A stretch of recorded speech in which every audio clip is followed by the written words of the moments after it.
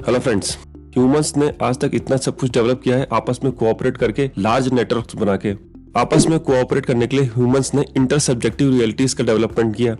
Objective reality यानी कि जो एग्जिस्ट करता है, चाहे आप माने या ना माने, लाइक प्लैनेट्स, गैलेक्सीज।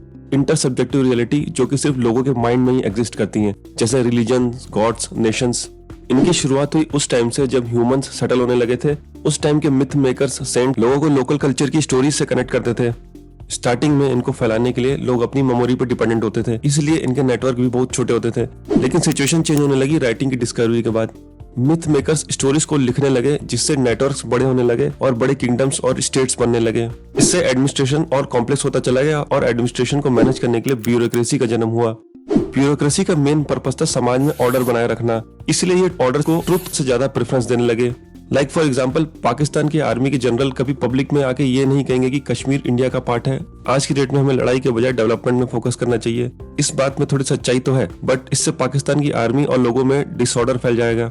और केवल पाकिस्तान ही नहीं, बल्कि हर कंट्री के लीडर्स और ब्यूरोक्रेट्स ट्रुथ की जगह ऑर्डर को प्रेफरेंस देते हैं। ऑर्डर का मतलब जस्टिस नहीं होता। ऑर्डर का मतलब है एक स्ट्रक्चर जिसे मेजॉरिटी सिटीजन फॉलो करते हैं। स्ट्रक्चर मेंटेन करने के लिए स्टोरीज, मिथ्स, लेजेंड्स क्रिएट किए जाते हैं। एग्जाम्पल, चीर अमी एक आर्मी पिजन था। वर्ल्ड वॉर 2 में अमेरिका की फोर्सेस फ्रांस में जर्मन से पूरी तरीके से घिर चुकी थी और कवर फायर देने वाले उनके साथी टैंक्स खुद उन्हीं पे बॉम्ब गिरा रहे थे। अमेरिकन आर्मी के जनरल ने एज अ लास्ट रिजॉर्ट अपनी लोकेशन अपने बेस के साथ शेयर करने के लिए एक पेपर में लिख के पिजन के पैरों में फंसा उसे मैसेज भेजने के लिए उड़ा दिया। और माना यह जाता है कि उस पिजन ने हैवी जर्मन फायरिंग में घायल होने के बावजूद भी लोकेशन अमेरिका के बेस को पहुंचा दी, जिससे कवर फायर देने वालों ने अपना टारगेट चेंज करके जर्मन्स के ऊपर लगा दिया और अमेरिका की फोर्सेस को वहां से बचा के निकाला जा सका। इस स्टोरी में कई इनकंसिस्टेंसीज और इम्पॉसिबिलिटीज हैं, बट फिर भी अमेरिका की हिस्ट्री में चीर अमी एक लेजेंड पिजन माना जाता है। मिथ्स, लेजेंड्स, स्टोरीज, इंफॉर्मेशन हर कंट्री का हिस्सा होती है, लेकिन वो कितनी एक्यूरेट होती हैं वो आपके कंट्री के इंफॉर्मेशन सेटअप पर डिपेंड करता है। इंफॉर्मेशन सेटअप यानी कि इंफॉर्मेशन का इंटरेक्शन और सेल्फ करेक्टिंग मैकेनिज्म्स आपकी कंट्री में कैसे हैं। डेमोक्रेसी में इंफॉर्मेशन बहुत सारे सोर्सेज से फ्लो होती है, जैसे opposition, media, NGO, press etcetera, तो उसके एक्यूरेट होने के चांसेस ज्यादा होते हैं। डिक्टेटरशिप में इंफॉर्मेशन सेंट्रलाइज्ड और कंट्रोल होती है, तो उसके एक्यूरेट होने के चांसेस बहुत कम है और वो मोस्टली प्रोपेगेंडा होता है। कभी कभी डेमोक्रेटिक सेटअप में भी लीडर्स सिस्टम को कंट्रोल करने की कोशिश करते हैं, जिससे इंफॉर्मेशन के फ्लो को कंट्रोल किया जा सके। आपकी कंट्री में कोई भी सेटअप हो, आज तक इंफॉर्मेशन के नेटवर्क का मेन पार्ट ह्यूमंस ही थे। ह्यूमंस ही समझते थे, ह्यूमंस ही लिखते थे, ह्यूमंस ही ट्रांसलेट करते थे और प्रिंट करते थे। बट अब इन कामों में कंप्यूटर की एंट्री हो गई है। कंप्यूटर का आविष्कार रिपीटेटिव और कॉम्प्लेक्स कैलकुलेशन को करने के लिए हुआ था। स्टार्टिंग में यह माना जाता था कि कंप्यूटर्स मैनुअल कामों को ऑटोमेट कर सकते हैं, ह्यूमंस के इंटेलिजेंस लेवल को वो अचीव नहीं कर सकते। लेकिन हुआ तो कुछ और ही। आज कंप्यूटर ह्यूमंस के सोचने वाले काम करने लगे हैं। एग्जाम्पल, कंप्यूटर आपको चेस की गेम में हरा सकता है, लेकिन एक अच्छा डिश वॉशर अभी तक नहीं बना आपके यूटेंसिल्स को धो सके। वो काम तो आज भी आप ही को करना पड़ता है।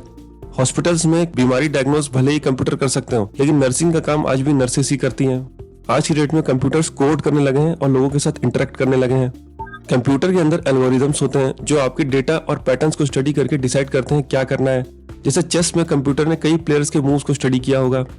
एक लार्ज कनेक्टेड डेटा सेट को एल्गोरिदम में फीड करने के बाद एल्गोरिदम कैसे डिसीजन लेगा ये किसी को नहीं पता।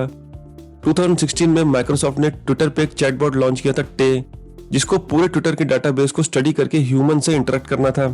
लेकिन सिर्फ कुछ ही घंटों में हेटफुल पोस्ट और कमेंट करने लगा और माइक्रोसॉफ्ट को एक ही दिन में उसे बंद करना पड़ा।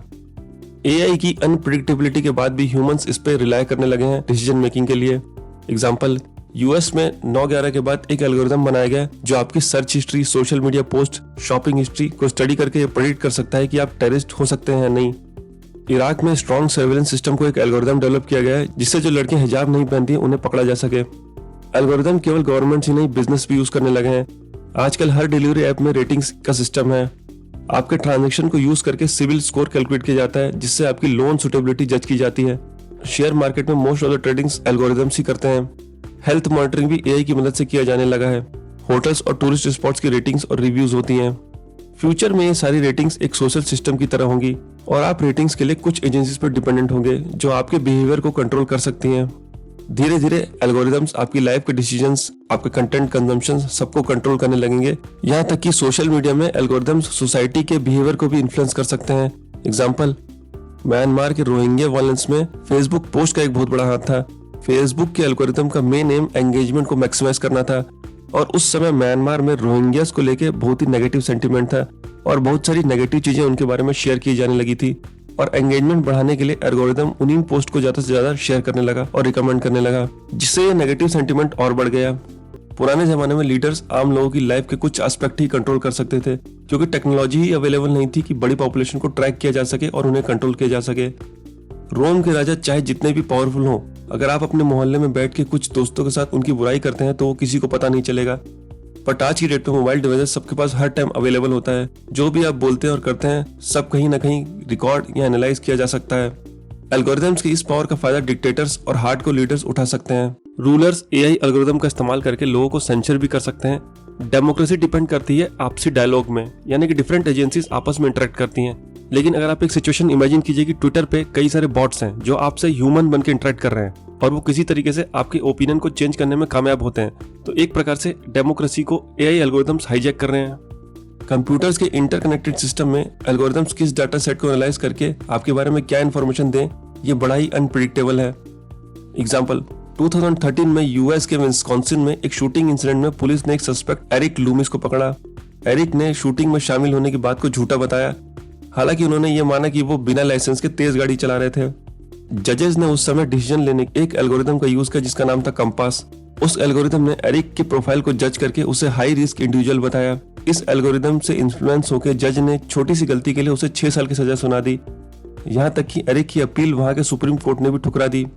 जजेस का यह मानना था कि एल्गोरिथम ने डेटा का यूज करके ही डिसीजन लिया था, बट उन्होंने इस बात को कंसिडर ही नहीं किया कि एल्गोरिथम भी गलत डिसीजन ले सकता है। ह्यूमंस, खास करके रूलर्स और डिसीजन मेकर्स का एल्गोरिथम में निर्भर होना फ्यूचर में डेंजरस साबित हो सकता है। यानी कि एआई का इस्तेमाल रूलर्स पावरफुल बनने के लिए और आपको कंट्रोल करने के लिए कर रहे हैं, लेकिन एआई कैसे काम करता है ये किसी को नहीं पता। तो अल्टीमेटली एआई वो एक ऐसा सुपर पावर बन जाएगा जो आपकी पूरी लाइफ को कंट्रोल करेगा। आज तक ह्यूमंस की हिस्ट्री ह्यूमंस ने ही इन्फ्लुएंस की है, बट आगे ह्यूमंस का फ्यूचर एल्गोरिथम डिसाइड करने वाले हैं। Still we should hope for the best कि हमारे लीडर्स और टेक्नोक्रेट्स एआई का यूज आम जनता के बेनिफिट्स के लिए ज्यादा यूज करें, ना कि कॉन्फ्लिक्ट्स और सर्वेलेंस के लिए। ये सारी बातें हमने डिस्कस की युval नोआ हरारी की बुक नेक्सस से। वीडियो अच्छा लगा तो लाइक कर दीजिए और ऐसी बुक समझने के लिए चैनल को सब्सक्राइब कर लीजिए। धन्यवाद।